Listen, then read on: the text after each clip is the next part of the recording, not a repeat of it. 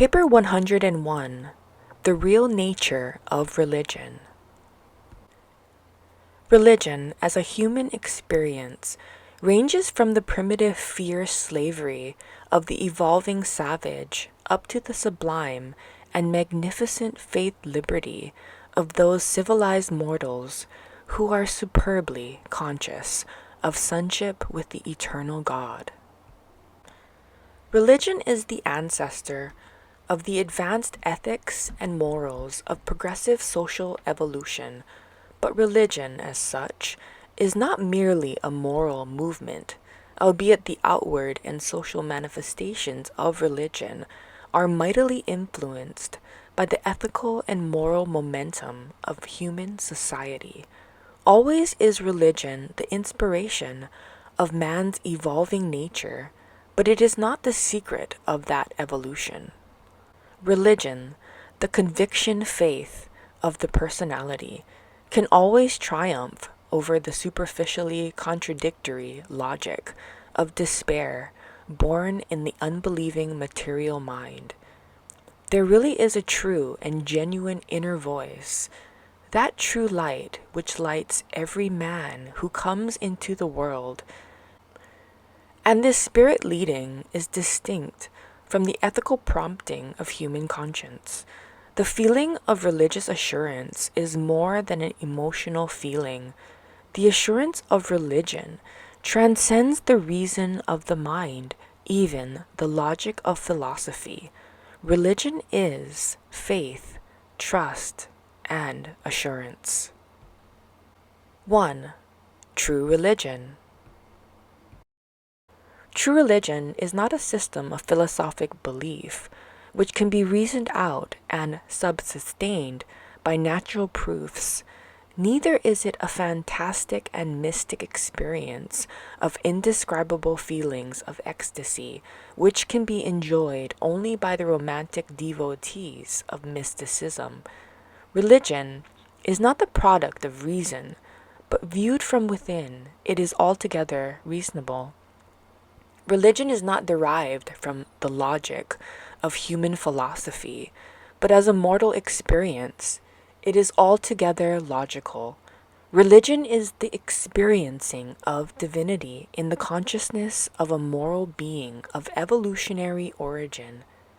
It represents true experience with eternal realities in time, the realization of spiritual satisfactions while yet in the flesh. The thought adjuster has no special mechanism through which to gain self-expression. There is no mystic religious faculty for the reception or expression of religious emotions. These experiences are made available through the naturally ordained mechanism of mortal mind. And therein lies one explanation of the adjuster's difficulty in engaging in direct communication with the material mind of its constant indwelling. The Divine Spirit makes contact with mortal man, not by feelings or emotions, but in the realm of the highest and most spiritualized thinking. It is your thoughts, not your feelings, that lead you Godward. The divine nature may be perceived only with the eyes of the mind, but the mind that really discerns God, hears the indwelling adjuster, is the pure mind. Without holiness, no man may see the Lord. All such inner and spiritual communion is termed spiritual insight. Such religious experiences result from the impress made upon the mind of man by the combined operations of the adjuster and the Spirit of truth, as they function amid and upon the ideas, ideals, insights, and spirit strivings of the evolving sons of God. Religion lives and prospers, then, not by sight and feeling, but rather by faith and insight. It consists not in the discovery of new facts or in the finding of a unique experience, but rather in the discovery of new and spiritual meanings, in facts already well known to mankind. The highest religious experience is not dependent on prior acts of belief, tradition, and authority. Neither is religion the offspring of sublime feelings and purely mystical emotions. It is rather a profoundly deep and actual experience of spiritual communion with the spirit influences resident within the human mind. And as far as such an experience is definable in terms of psychology, it is simply the experience of experiencing the reality of believing in God as the reality of such a purely personal experience. While religion is not the product of the rationalistic speculations of a material cosmology, it is, nonetheless, the creation of a wholly rational insight which originates in man's mind experience. Religion is born neither of mystic meditations nor of isolated contemplations, albeit it is ever more or less mysterious and always indefinable and inexplicable in terms of purely intellectual reason and philosophic logic. The germs of true religion originate in the domain of man's moral consciousness, and they are revealed in the growth of man's spiritual insight, that faculty of human personality which accrues as a consequence of the presence of the God-revealing thought adjuster in the God-hungry mortal mind. Faith unites moral insight with conscientious discriminations of values, and the pre-existent evolutionary sense of duty completes the ancestry of true religion. The experience of religion eventually results in the certain consciousness of God and in the undoubted assurance of the survival of the believing personality. Thus it may be seen that religious longings and spiritual urges are not of such a nature as would merely lead men to want to believe in God, but rather are they of such nature and power that men are profoundly impressed with the conviction that they ought to believe in God. The sense of evolutionary duty and the obligations consequent upon the illumination of revelation make such a profound impression upon man's moral nature that he finally reaches that position of mind and that attitude of soul where he concludes that he has no right not to believe in God. The higher and superphilosophic wisdom of such enlightened and disciplined individuals ultimately instructs them that to doubt God or distrust His goodness would be to prove untrue to the realest and deepest thing within the human mind and soul, the divine adjuster. 2. The fact of religion.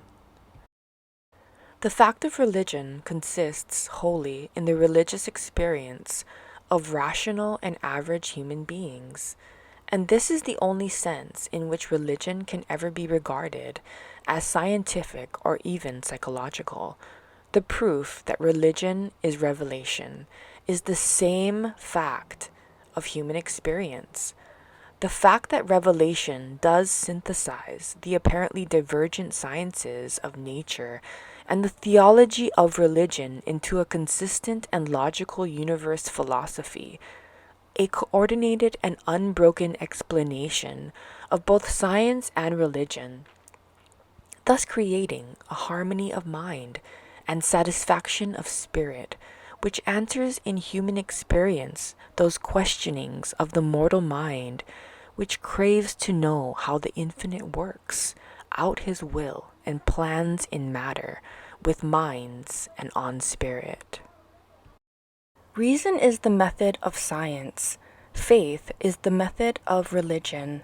Logic is the attempted technique of philosophy. Revelation compensates for the absence of Urantia viewpoint by providing a technique for achieving unity in the comprehension of the reality and relationships of matter and spirit by the mediation of mind. And true revelation never renders science unnatural, religion unreasonable, or philosophy illogical. Reason through the study of science may lead back through nature to a first cause, but it requires religious faith to transform the first cause of science into a God of salvation, and revelation is further required for the validation of such a faith, such spiritual insight. There are two basic reasons for believing in a God who fosters human survival. 1. Human experience, personal assurance, the somehow registered hope and trust initiated by the indwelling thought adjuster. 2. The revelation of truth, whether by direct personal ministry of the Spirit of Truth, by the world bestowal of divine sons, or through the revelations of written word. Science ends its reason search in the hypothesis of a first cause. Religion does not stop in its fight of faith until it is sure of a God of salvation. The discriminating study of science logically suggests the reality and existence of an absolute. Religion believes unreservedly in the existence and reality of a God who fosters personality survival, what metaphysics fail utterly in doing, and what even philosophy fails partially in doing, revelation does, that is, affirms that this first cause of science and religion's God of salvation are one and the same deity. Reason is the proof of science, faith the proof of religion, logic the proof of philosophy, but revelation is validated only by human experience. Science yields knowledge, religion yields happiness, philosophy yields unity.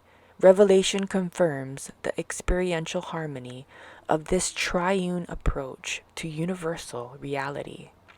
The contemplation of nature can only reveal a God of nature, a God of motion. Nature exhibits only matter, motion, and animation, life. Matter plus energy, under certain conditions, is manifested in living forms. But while natural life is thus relatively continuous as a phenomenon, it is wholly transient as to individualities. Nature does not afford ground for logical belief in human personality survival. The religious man who finds God in nature has already and first found this same personal God in his own soul. Faith reveals God in the soul. Revelation, the substitute for Urantia insight on an evolutionary world, enables man to see the same God in nature that faith exhibits in his soul. Thus does revelation successfully bridge the gulf between the material and the spiritual, even between the creature and the creator, between man and God. The contemplation of nature does logically point in the direction of intelligent guidance, even living supervision, but it does not in any satisfactory manner reveal a personal God. On the other hand, nature discloses nothing which would preclude the universe from being looked upon as the handiwork of the God of religion. God cannot be found through nature alone, but man having otherwise found him, the study of nature becomes wholly consistent with a higher and more spiritual interpretation of the universe. Revelation as an epochal phenomenon is periodic. As a personal human experience, it is continuous. Divinity functions in mortal personality as the adjuster gift of the Father, as the Spirit of Truth of the Son, and as the Holy Spirit of the Universe Spirit, while these three supermortal endowments are unified in human experiential evolution as the ministry of the Supreme. True religion is an insight into reality, the faith child of the moral consciousness, and not a mere intellectual assent to any body of dogmatic doctrines. True religion consists in the experience that the Spirit itself bears witness with our spirit that we are the children of God. Religion consists not in theologic propositions, but in spiritual insight and the sublimity of the soul's trust. Your deepest nature, the divine adjuster, creates within you a hunger and thirst for righteousness, a certain craving for divine perfection. Religion is the faith act of the recognition of this inner urge to divine attainment, and thus is brought about that soul trust and assurance of which you become conscious as the way of salvation. The technique of the survival of personality and all those values which you have come to look upon as being good and true. The realization of religion never has been and never will be dependent on great learning or clever logic. It is spiritual insight. That is just the reason why some of the world's greatest religious teachers, even the prophets, have sometimes possessed so little of the wisdom of the world. Religious faith is available alike to the learned and the unlearned. Religion must ever be its own critic and judge. It can never be observed, much less understood, from the outside.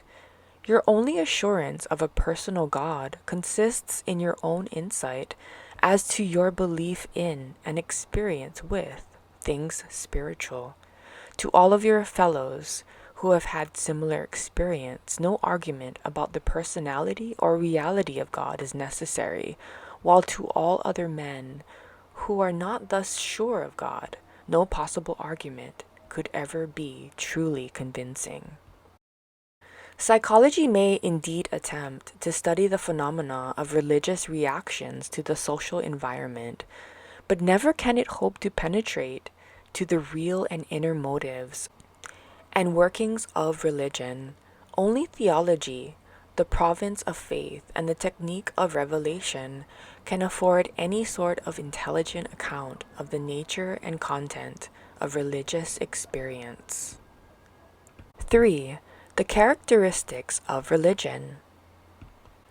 Religion is so vital that it persists in the absence of learning. It lives in spite of its contamination with erroneous cosmologies and false philosophies. It survives even the confusion of metaphysics. In and through all the historic vicissitudes of religion, there ever persists that which is indispensable to human progress and survival, the ethical conscience and the moral consciousness. Faith insight or spiritual intuition is the endowment of the cosmic mind in association with the thought adjuster, which is the Father's gift to man. Spiritual reason, soul intelligence, is the endowment of the Holy Spirit, the creative Spirit's gift to man.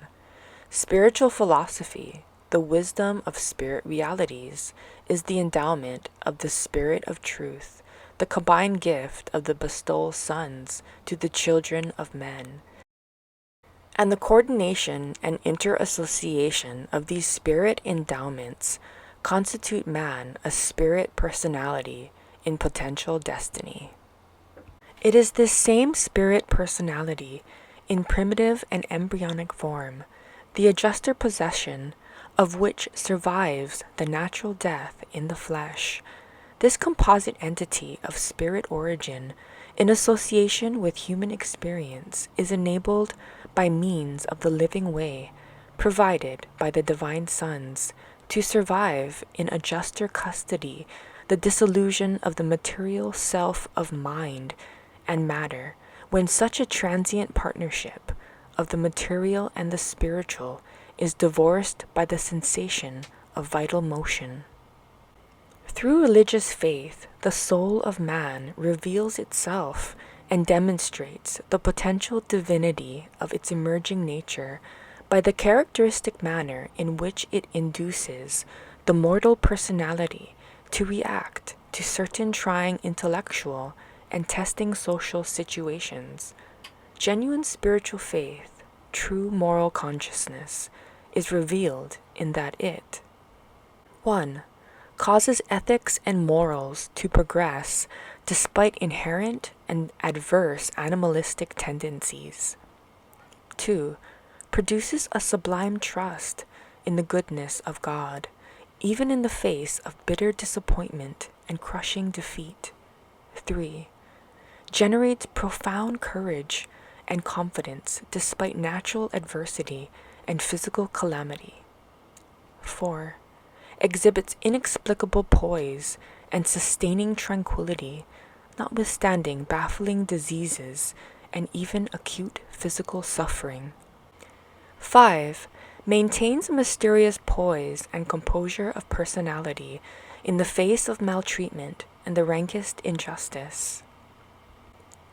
6. Maintains a divine trust in ultimate victory in spite of the cruelties of seemingly blind fate and the apparent utter indifference of natural forces to human welfare. 7. Persists in the unswerving belief in God, despite all contrary demonstrations of logic, and successfully withstands all other intellectual sophistries. 8. Continues to exhibit undaunted faith in the soul's survival regardless of the deceptive teachings of false science and the persuasive delusions of unsound philosophy. 9. Lives and triumphs irrespective of the crushing overload of the complex and partial civilizations of modern times. 10. Contributes to the continued survival of altruism in spite of human selfishness, social antagonisms, industrial greeds, and political maladjustments. 11. Steadfastly adheres to a sublime belief in universe unity and divine guidance regardless of the perplexing presence of evil and sin. 12. Goes right on worshiping God in spite of anything and everything, dares to declare, even though he slay me, yet will I serve him. We know then, by 3 phenomena, that man has a divine spirit or spirits dwelling within him. First, by personal experience, religious faith. Second, by revelation, personal and racial. And third, by the amazing exhibition of such extraordinary and unnatural reactions to his material environment as are illustrated by the foregoing recital of 12 spirit-like performances in the presence of the actual and trying situations of real human existence. And there are still others. And it is just such a vital and vigorous performance of faith in the domain of religion that entitles mortal man to affirm the personal possession and spiritual reality of that crowning endowment of human nature, religious experience. 4. The limitations of religion. Because your world is generally ignorant of origins, even of physical origins, it has appeared to be wise, from time to time, to provide instruction in cosmology. And always has this made trouble for the future. The laws of revelation hamper us greatly by their prescription of the impartation of unearned or premature knowledge. Any cosmology presented as a part of revealed religion is destined to be outgrown in a very short time. Accordingly, future students of such a revelation are tempted to discard any element of genuine religious truth it may contain, because they discover errors on the face of the associated cosmologies therein presented. Mankind should understand that we who participate in the revelation of truth are very rigorously limited by the instructions of our supervisors. We are not at liberty to anticipate the scientific discoveries of 1,000 years. Revelators must act in accordance with the instructions which form a part of the revelation mandate. We see no way of overcoming this difficulty, either now or at any future time.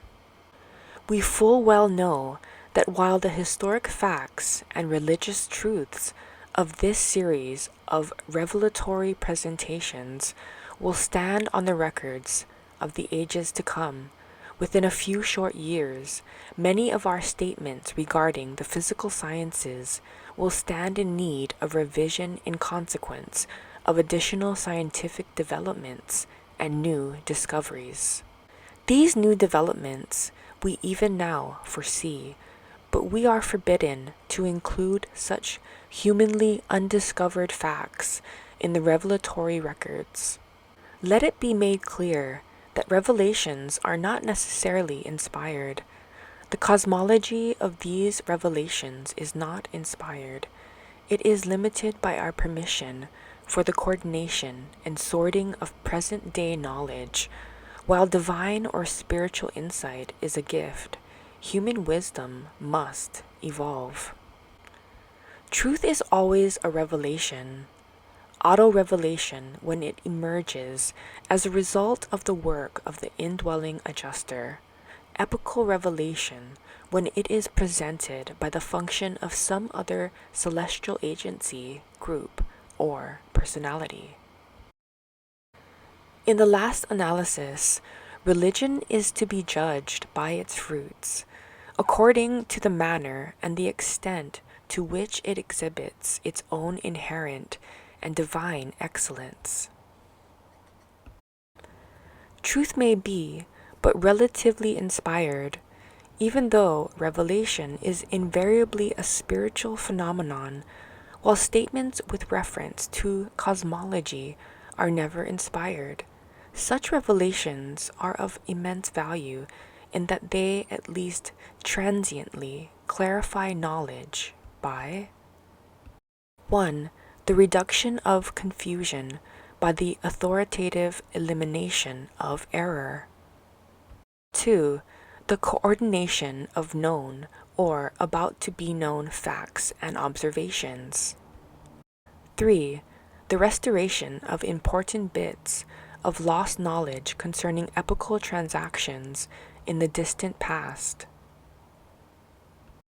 4. The supplying of information which will fill as vital missing gaps in otherwise unearned knowledge. 5. Presenting cosmic data in such a manner as to illuminate the spiritual teachings contained in the accompanying revelation. 5. Religion expanded by revelation. Revelation is a technique whereby ages upon ages of time are saved in the necessary work of sorting and sifting the errors of evolution from the truths of spirit acquirement. Science deals with facts. Religion is concerned only with values.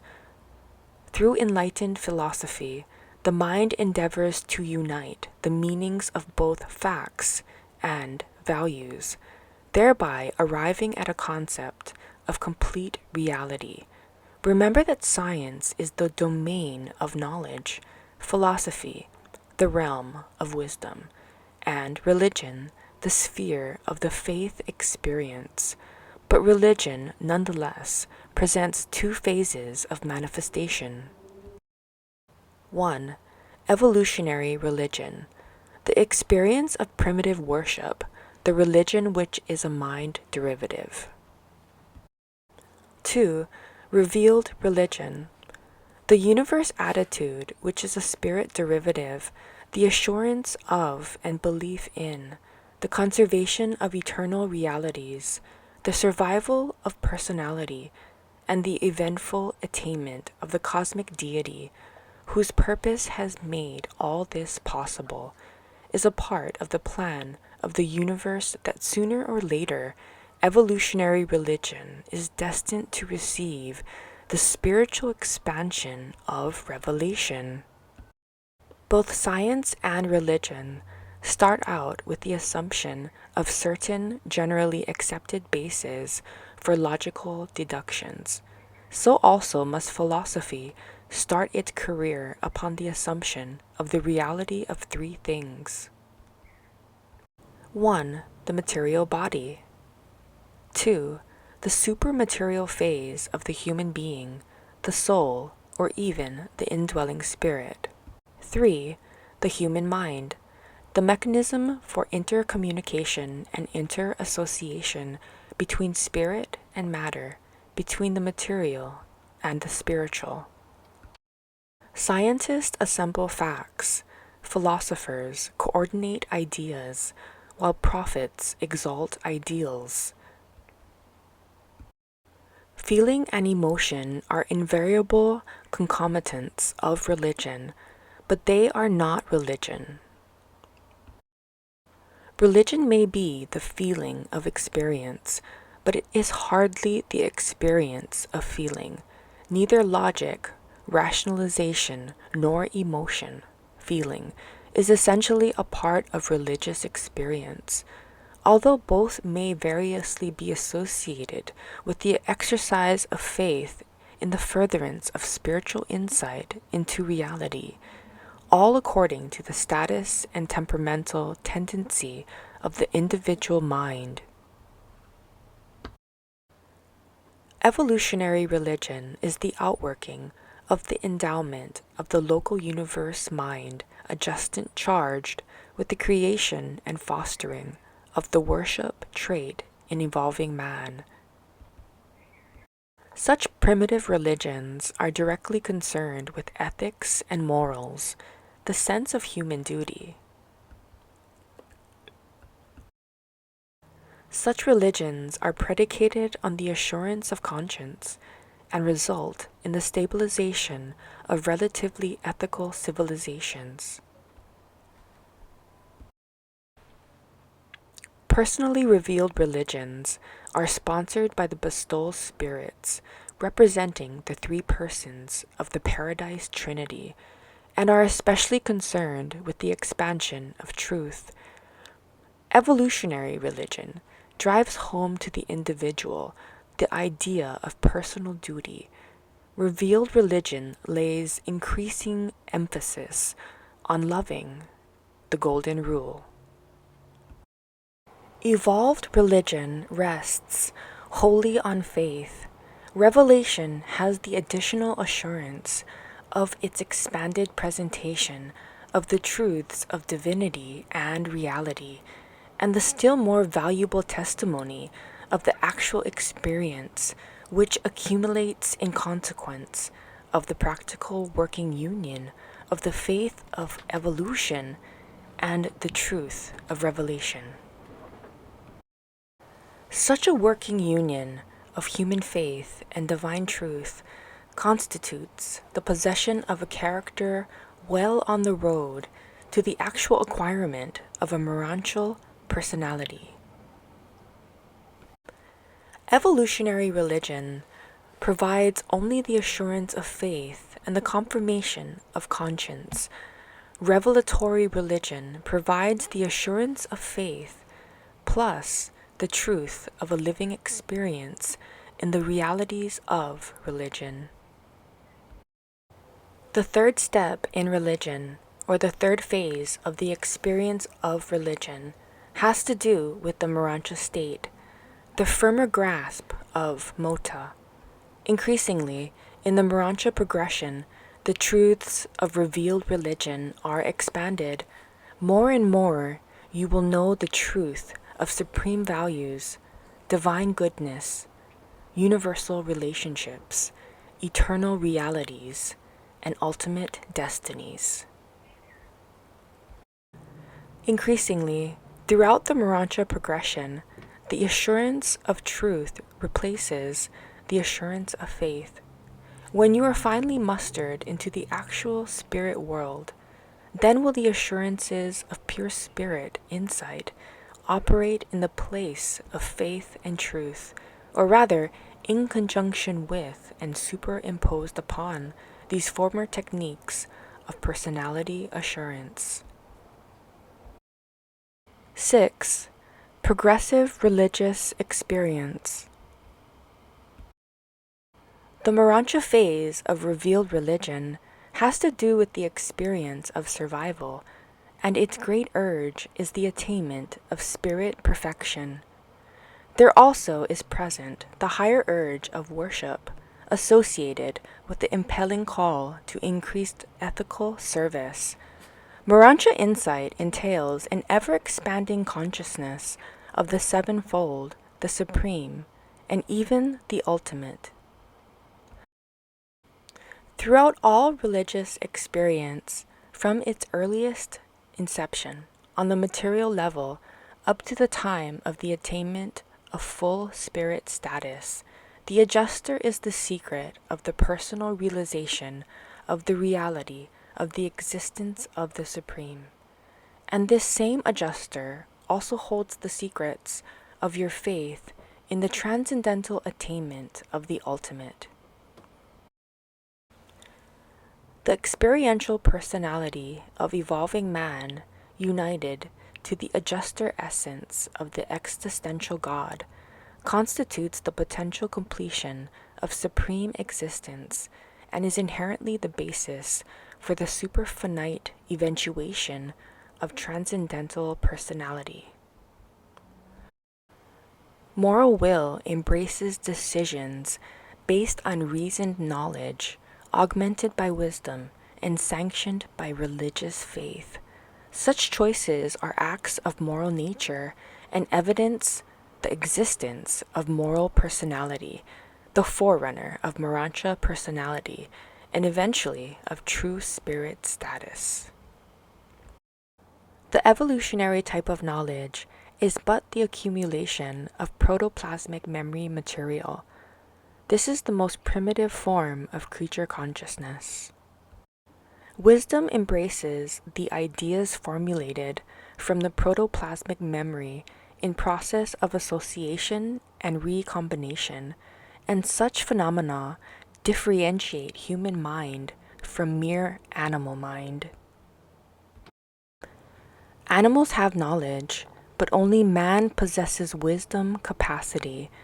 Truth is made accessible to the wisdom-endowed individual by the bestowal on such a mind of the spirits of the Father and the Sons, the thought adjuster, and the Spirit of Truth.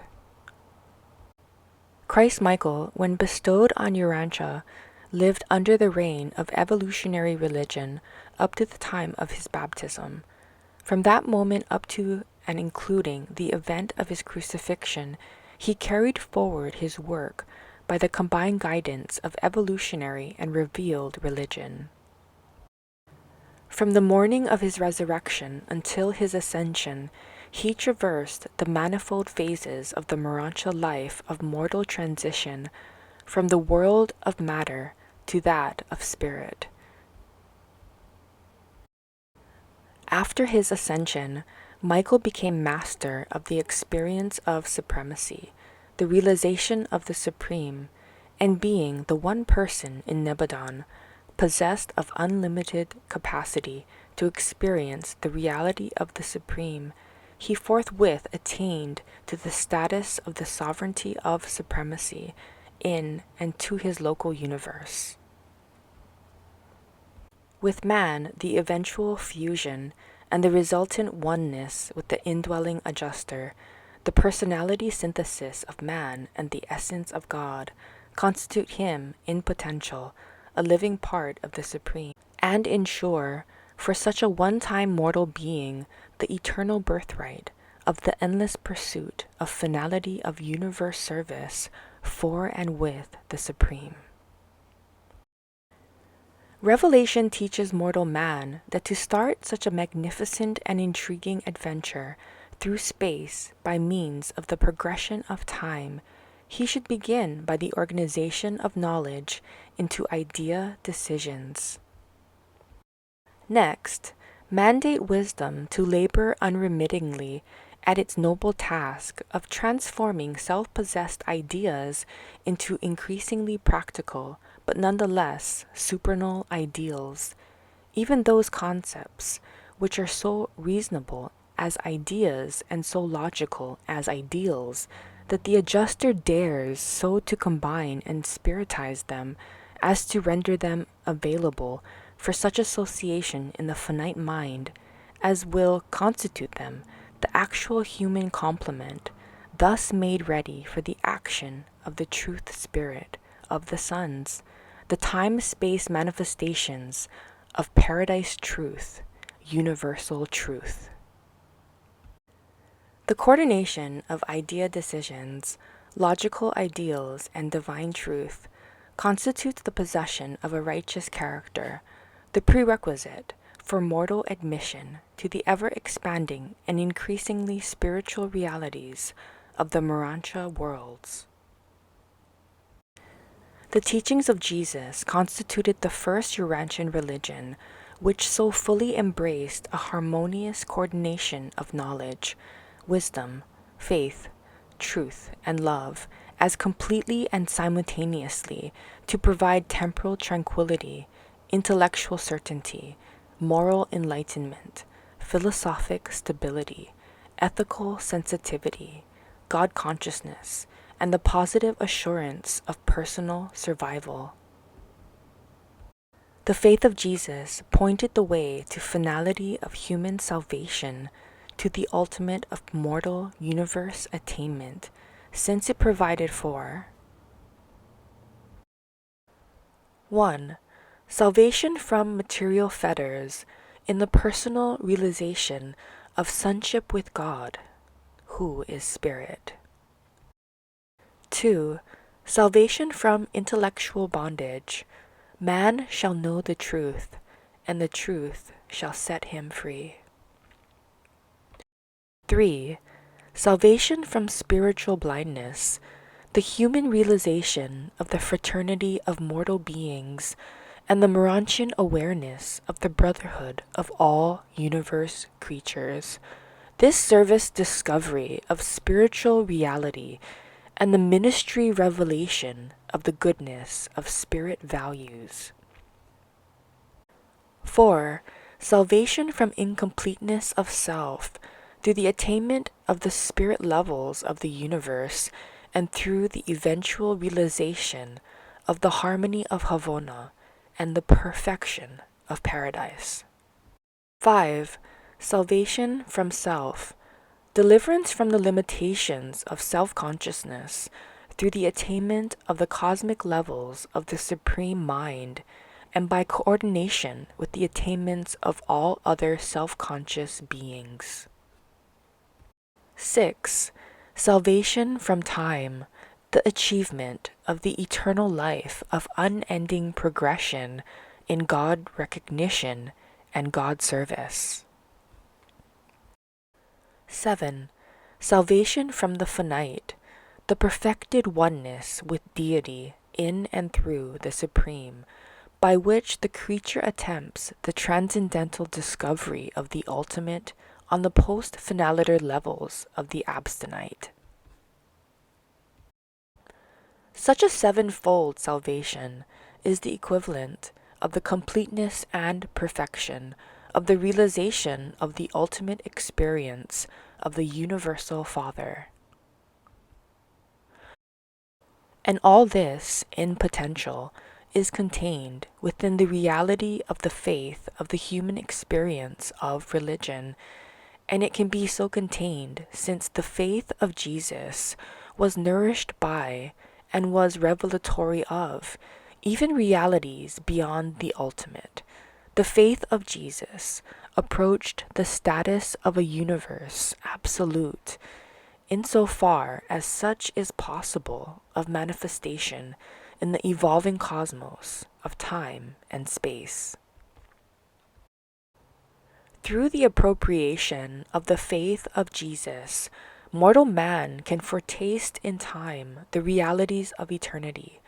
Jesus made the discovery in human experience of the final Father, and his brothers in the flesh of mortal life can now follow him along this same experience of Father discovery. They can even attain, as they are, the same satisfaction in this experience with the Father, as did Jesus as he was. New potentials were actualized in the universe of Nebuchadnezzar, consequent upon the terminal bestowal of Michael, and one of these was the new illumination of the path of eternity that leads to the Father of all, and which can be traversed even by mortals of material flesh and blood in the initial life on the planets of space. Jesus was and is the new and living way whereby man can come into the divine inheritance which the Father has decreed shall be his but for the asking. In Jesus, there is abundantly demonstrated both the beginnings and endings of the faith experience of humanity, even of divine humanity. 7. A personal philosophy of religion. An idea is only a theoretical plan for action, while a positive decision is a validated plan of action. A stereotype is a plan of action accepted without validation. The materials out of which to build a personal philosophy of religion are derived from both the inner and the environmental experience of the individual. The social status, economic conditions, educational opportunities, moral trends, institutional influences, political developments, racial tendencies, and the religious teachings of one's time and place all become factors in the formulation of a personal philosophy of religion. Even the inherent temperament and intellectual bent markedly determine the pattern of religious philosophy, vocation, marriage, and kindred all influence the evolution of one's personal standards of life. A philosophy of religion evolves out of a basic growth of ideas plus experimental living, as both are modified by the tendency to imitate associates. The soundness of philosophic conclusions depends on keen, honest, and discriminating thinking in connection with sensitivity to meanings and accuracy of evolution. Moral cowards never achieve high planes of philosophic thinking. It requires courage to invade new levels of experience and to attempt the exploration of unknown realms of intellectual living. Presently, new systems of values come into existence, new formulations of principles and standards are achieved, habits and ideals are reshaped, some idea of a personal God is attained, followed by enlarging concepts of relationships thereto. The great difference between a religious and a non-religious philosophy of living consists in the nature and level of recognized values and in the object of loyalties. There are 4 phases in the evolution of religious philosophy. Such an experience may become merely conformative, resigned to submission to tradition and authority. There are 4 phases in the evolution of religious philosophy. Such an experience may become merely conformative, resigned to submission to tradition and authority.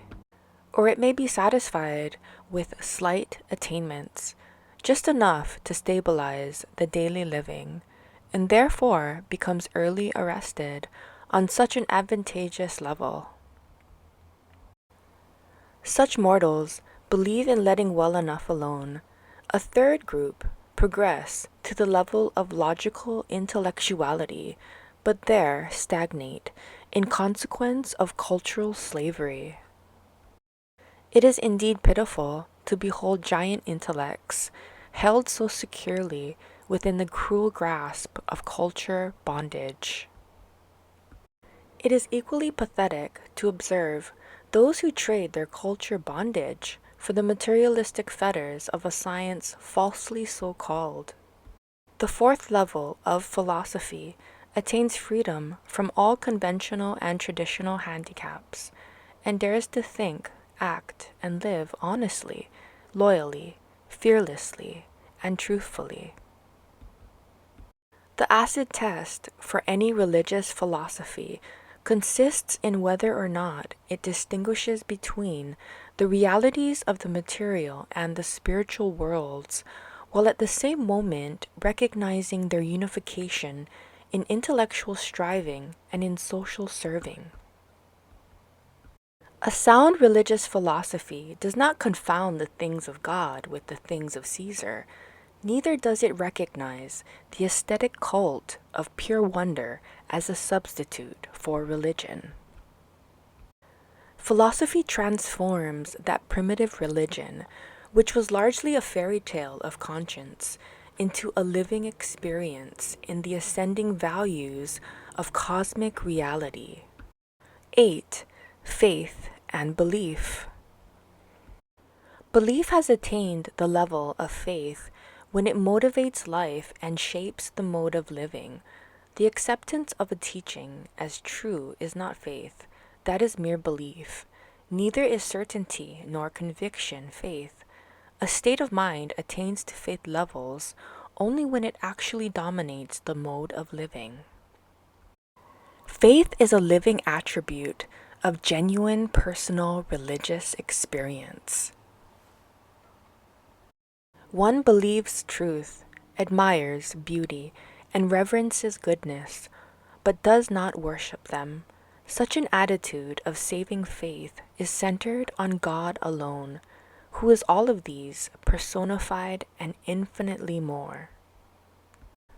Belief is always limiting and binding. Faith is expanding and releasing. Belief fixates, faith liberates. But living religious faith is more than the association of noble beliefs. It is more than an exalted system of philosophy. It is a living experience concerned with spiritual meanings, divine ideals, and supreme values. It is God knowing and man serving. Beliefs may become group possessions, but faith must be personal. Theologic beliefs can be suggested to a group, but faith can rise up only in the heart of the individual religionist. Faith has falsified its trust when it presumes to deny realities and to confer upon its devotees assumed knowledge. Faith is a traitor when it fosters betrayal of intellectual integrity and belittles loyalty to supreme values and divine ideals. Faith never shuns the problem-solving duty of mortal living. Living faith does not foster bigotry, persecution, or intolerance. Faith does not shackle the creative imagination, neither does it maintain an unreasoning prejudice toward the discoveries of scientific investigation. Faith vitalizes religion and constrains the religionist heroically to live the golden rule. The zeal of faith is according to knowledge, and its strivings are the preludes to sublime peace. 9. Religion and morality. No professed revelation of religion could be regarded as authentic if it failed to recognize the duty demands of ethical obligation which had been created and fostered by preceding evolutionary religion. Revelation unfailingly enlarges the ethical horizon of evolved religion, while it simultaneously and unfailingly expands the moral obligations of all prior revelations. When you presume to sit in critical judgment on the primitive religion of man, or on the religion of primitive man, you should remember to judge such savages and to evaluate their religious experience in accordance with their enlightenment and status of conscience. Do not make the mistake of judging another's religion by your own standards of knowledge and truth. True religion is that sublime and profound conviction within the soul which compellingly admonishes man that it would be wrong for him not to believe in those morontial realities which constitute his highest ethical and moral concepts, his highest interpretation of life's greatest values and the universe's deepest realities. And such a religion is simply the experience of yielding intellectual loyalty to the highest dictates of spiritual consciousness. The search for beauty is a part of religion only insofar as it is ethical and to the extent that it enriches the concept of the moral. Art is only religious when it becomes diffused with purpose, which has been derived from high spiritual motivation. The enlightened spiritual consciousness of civilized man is not concerned so much with some specific intellectual belief or with any one particular mode of living as with discovering the truth of living.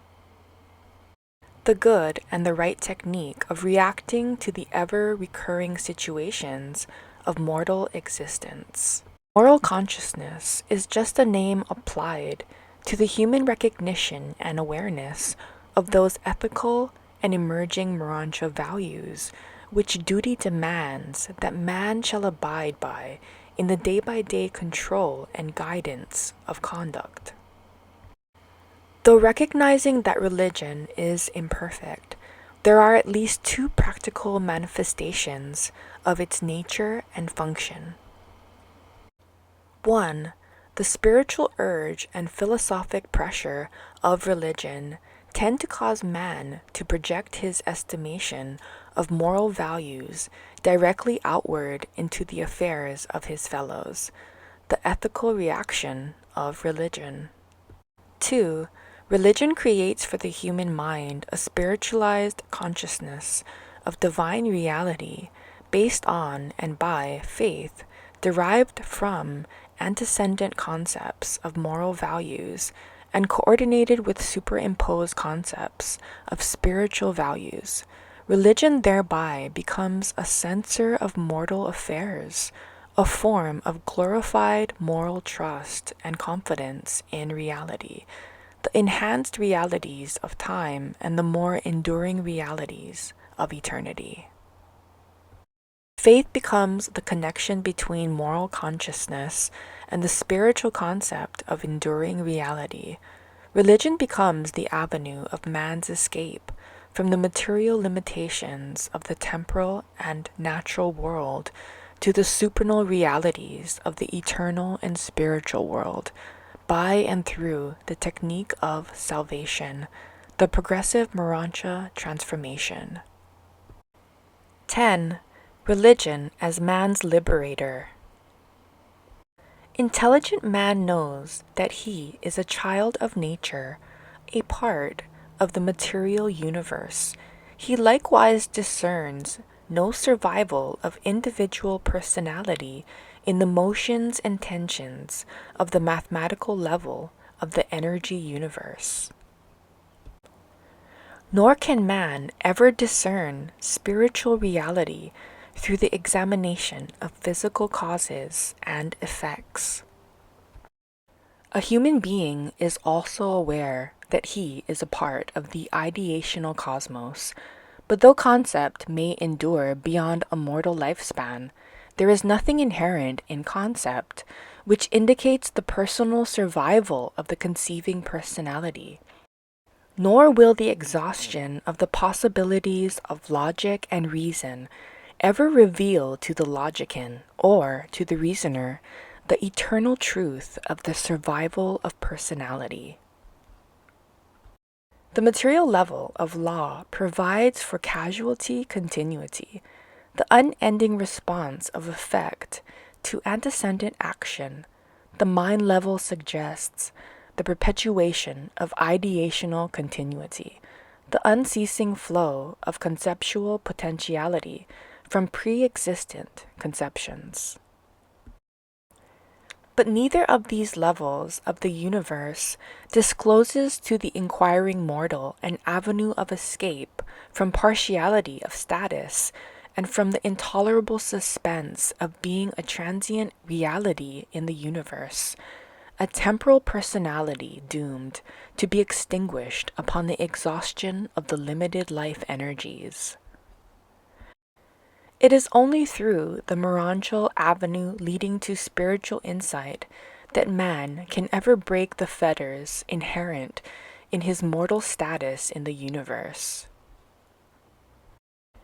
Energy and mind do lead back to paradise and deity, but neither the energy endowment nor the mind endowment of man proceeds directly from such paradise deity. Only in the spiritual sense is man a child of God, and this is true because it is only in the spiritual sense that man is at present endowed and indwelt by the Paradise Father. Mankind can never discover divinity except through the avenue of religious experience and by the exercise of true faith. The faith acceptance of the truth of God enables man to escape from the circumscribed confines of material limitations and affords him a rational hope of achieving safe conduct from the material realm, whereon is death, to the spiritual realm, wherein is life eternal. The purpose of religion is not to satisfy curiosity about God, but rather to afford intellectual constancy and philosophic security, to stabilize and enrich human living by blending the mortal with the divine, the partial with the perfect, man and God. It is through religious experience that man's concepts of ideality are endowed with reality. Never can there be either scientific or logical proofs of divinity.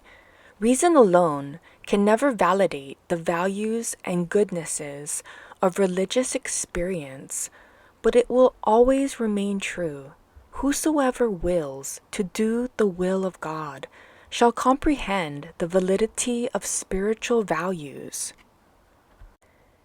This is the nearest approach that can be made on the mortal level to offering proofs of the reality of religious experience. Such faith affords the only escape from the mechanical clutch of the material world and from the error distortion of the incompleteness of the intellectual world. It is the only discovered solution to the impasse in mortal thinking regarding the continuing survival of the individual personality. It is the only passport to completion of reality and to eternity of life in a universal creation of love, law, unity, and progressive deity attainment. Religion effectually cures man's sense of idealistic isolation or spiritual loneliness. It enfranchises the believer as a son of God, a citizen of a new and meaningful universe. Religion assures man that in following the gleam of righteousness discernible in his soul, he is thereby identifying himself with the plan of the infinite and the purpose of the eternal. Such a liberated soul immediately begins to feel at home in this new universe, his universe. When you experience such a transformation of faith, you are no longer a slavish part of the mathematical cosmos, but rather a liberated volitional son of the universal Father. No longer is such a liberated son fighting alone against the inexorable doom of the termination of temporal existence. No longer does he combat all nature with the odds hopelessly against him. No longer is he staggered by the paralyzing fear that perchance he has put his trust in a hopeless phantasm or pinned his faith to a fanciful error. Now rather are the sons of God enlisted together In fighting the battle of reality's triumph over the partial shadows of existence, at last, all creatures become conscious of the fact that God and all the divine hosts of a well-nigh limitless universe are on their side in the supernal struggle to attain eternity of life and divinity of status. Such faith-liberated sons have certainly enlisted in the struggles of time on the side of the supreme forces and divine personalities of eternity. Even the stars in their courses are now doing battle for them. At last, they gaze upon the universe from within, from God's viewpoint, and all is transformed from the uncertainties of material isolation to the sureties of eternal spiritual progression. Even time itself becomes but the shadow of eternity, cast by the paradise realities upon the moving panoply of space. Presented by a Melchizedek of Nebadon.